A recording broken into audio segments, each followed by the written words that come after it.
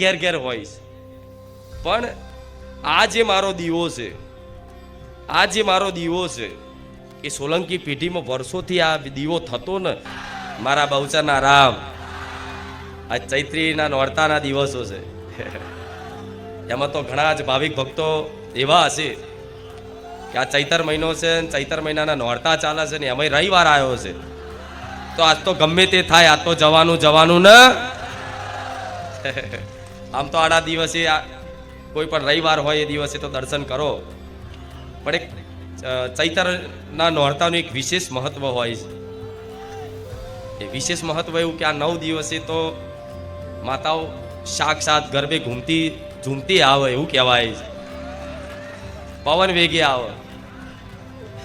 આ ચૈતરના વાયરા વાયા હશે, બધાને ખબર હશે, જૂનવાડી કહેવત હશે, પવન વેગે એવું ચકેડી ઘૂમતી આવે તો કે જો માતા રમતી. તો પહેલા જ ચૈતરના આગમનમાં જ સવારે 5 વાગે જો માતા રમતી આવી કા બધું રામ. બધાને તો કેટલું ચિંતાઓ થઈ કે મારી આ રવિવાર વરસાદ ના પડે હો જોજે. તમારા લાખો ભાવિક ભક્તોની શ્રદ્ધા, લાખો ભક્તોનો વિશ્વાસ, લાખો ભક્તોની પ્રાર્થના હોય ને તો મેઘરાજાએ તે મારું મૌન રાખે રામ. પણ દરેક ભક્તો આવો હેત અને ભાવ લઈને આવે છે. એક અનોખો ઉત્સાહ જોવા મળે છે તમારી અંદર બારેજા ધામ આવવાનો. શનો ઉત્સાહ, આનંદ છલકાય છે તમારા મુખ ઉપર. એ આનંદ ક્યાંથી મળે છે? મારા જેવી આનંદવાળી માતાના પારે. એ આનંદ મારા જેવી માતા હોય એના દર્શન કરવાથી, એની વાણી સાંભળવાથી, એના ધામમાં જવાથી આપે રૂપે તમારા મન મસ્તિષ્ક ઉપર મારો પ્રભાવ પડે. અને એ પ્રભાવના કારણે તમે દરેક અનુભવ કરતા હશો કે એક અલૌકિક શાંતિનો અનુભવ થાય છે. અહીં બેસવાનો એક અનોખો આનંદ છે, એક અલૌકિક સુખ અહીં આવવાથી મળે છે. એવો દરેક મારા લાખો ભાવિક ભક્તોનો અનુભવ છે.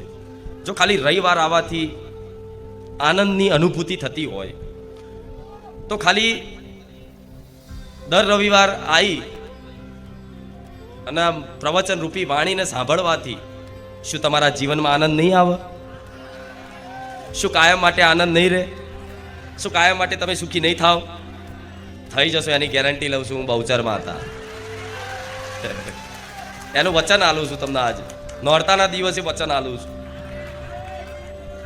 અને વચન એવા ભાવિક ભક્તોને લાગુ પડશે આ કે જે ખરેખરમાં મારી વાણીને બહુ ધ્યાનપૂર્વક સાંભળે છે, એકાગ્રથી એકદમ એક શબ્દોને હૃદયમાં ગ્રહણ કરે છે.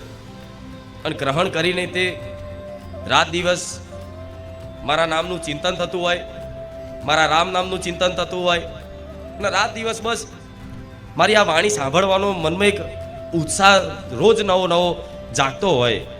એવા ભક્તોને હું કહીશ કે હું સોલંકી પેઢીની, હું કુળની માતા, હું બહુચર માતા આજે મારા તમામ ભાવિક ભક્તોને એક વચન આલું છું કે મારા ધામમાં ટકી રહેજો. આ જીવન સુખ પ્રદાન ના કરું તમારું નામ બહુચર. આ જીવન તો ઓછું પડશે તો ભવ સુધી અમારું સુખ, અમારો આનંદ તમારથી દૂર નહીં થાય. જે વિશ્વાસથી, શ્રદ્ધાથી બારેજા ધામમાં પગ મૂકે છે, જે વિશ્વાસથી બારેજા ધામમાં પોતાનું મસ્તક ન ઝુકાવે છે, જે વિશ્વાસથી બારેજા ધામમાં કંઈ પણ માતાજીને શ્રીફળ, ચુંદડી, અગરબત્તી, ફૂલનો હાર કે છૂટા ફૂલે લાવે છે, એવા તમામ ભક્તોને કહીશ કે વિશ્વાસ થયો છે તો આ વિશ્વાસ તમારો કાયમ માટે આવો ને આવો રહેશે એવું હું બહુચર માતા આશીર્વાદ આલું. રામ. અહીંયા એક વખત પ્રવચનમાં જેણે લાભ લીધો, એક વખત પ્રવચનમાં જેણે આ શબ્દો કાનેથી શ્રવણ કર્યા અને ઘેર જઈને કદાચ એ શબ્દોનું મંથન કર્યું કે માતાજી શું કહેવા માંગે છે, એવાનો તો મારો એવો મોહ લગાડ્યો છે કે તમે 1000 વખત મને માતાને યાદ કરો છો, એક જ વખત તમે તમારી કુળદેવીને યાદ કરો છો. આ શું ખોટું?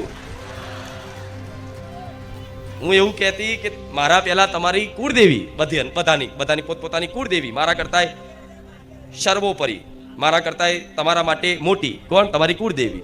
પણ એક સાચી વાત કહું ને કે તમારી કુળદેવી ને હું સોલંકી પેઢીની કુળદેવી કોઈ અલગ નથી. આદ્ય શક્તિ સ્વરૂપ એક જ છે, જગદંબા, જગતજનની આદ્ય શક્તિ. જેને માં કહો ને તો બધી જ માં સાંભળે.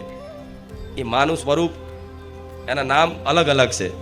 કોઈના ઘેર ચામુંડા તરીકે બેઠી હોય, હું બહુચર છું તો હું બહુચર કોઈના ઘેર ચામુંડા તરીકે બેઠી હોઉં, કોઈના ઘેર મહાકાળી તરીકે બેઠી હોઉં, કોઈના ઘેર આશાપુરા તરીકે, કોઈના ઘેર ખોડિયાર તરીકે, કોઈના ઘેર ઉમિયા તરીકે, કોઈના ઘેર હિંગળા તરીકે, કોઈના ઘેર હરસિદ્ધિ તરીકે, કોઈના ઘેર શક્તિ તરીકે.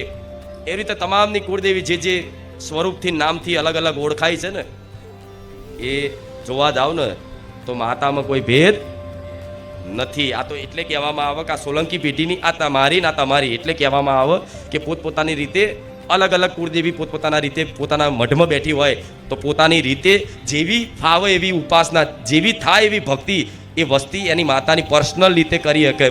એના માટે બધાના ઘેર અલગ અલગ રૂપ થઈને બેઠી છે.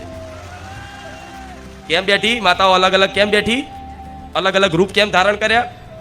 કે જેને જે સ્વરૂપથી ઓળખે, જેને જે સ્વરૂપથી ઓળખાણ થાય કે આ મહાકાળી સ્વરૂપ આ મારી માં, આ ચામુંડા સ્વરૂપ આ મારી માં, આ અંબે સ્વરૂપ આ મારી માં, તો તમને જે સ્વરૂપમાં મન લાગતું હોય, જે સ્વરૂપમાં મતલબ તમારું મન એના શરણોમાં મતલબ ઝૂકતું હોય, એ જોતા જ માતાએ અનેક રૂપ ધારણ કરી અને બધાના ઘેર અલગ અલગ સ્વરૂપથી ને અલગ અલગ નામથી આજ ગોખલામાં બેઠી છે. કેમ? એટલે માટે કે આજ મારી વસ્તી છે તો હું સોલંકી પેઢીની કુળની માતા, હું બહુચર માતા છું, એ તરીકે જ ઓળખાવું છું ને. હું જ્યારે આવું ત્યાં એક ઓળખ આલું છું. કઈ આગવી ઓળખ કઈ આલું છું? હું સોલંકી પેઢીની માતા. મારા મુખ્યથી ઘણી વાર સાંભળ્યું હશે, દર રવિવાર સાંભળ્યું હશે કે હું સોલંકી પેઢીની માતા. આ કેમ બોલું છું? એટલે બોલું છું કે હું બહુચર માતા તો બધાના ઘેર ઘેર હોઈશ, પણ આ જે મારો દીવો છે, આ જે મારો દીવો છે એ સોલંકી પેઢીમાં વર્ષોથી આ દીવો થતો ને